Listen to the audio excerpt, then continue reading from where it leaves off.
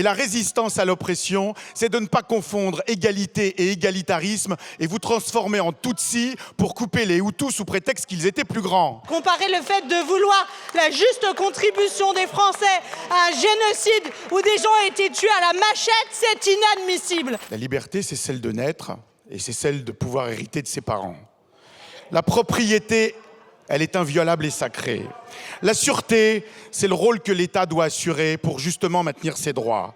Et la résistance à l'oppression, c'est de ne pas confondre égalité et égalitarisme et vous transformer en Tutsi pour couper les Hutus sous prétexte qu'ils étaient plus grands. Nous ne pouvons pas évoquer un massacre ignoble, un génocide, et c'est le génocide des Tutsis au Rwanda. Ce n'est pas le génocide au Rwanda ou le génocide des Hutus envers les Tutsis.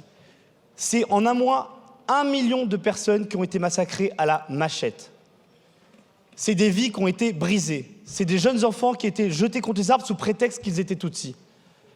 Et donc, c'est inadmissible d'avoir dans notre hémicycle de tels propos. Déjà, on inverse la victime et le bourreau, et on continue le débat comme si de rien n'était. Comparer un débat fiscal, comparer le fait de vouloir la juste contribution des Français à un génocide où des gens ont été tués à la machette, c'est inadmissible.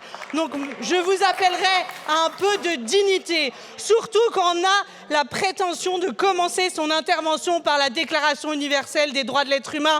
On est un minimum digne dans ces propos, monsieur le député.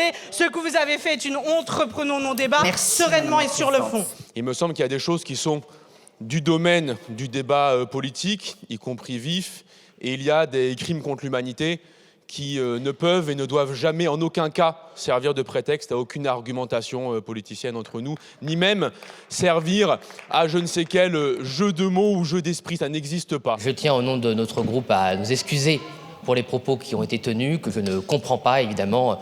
Nous honorons la mémoire des victimes du génocide au Rwanda.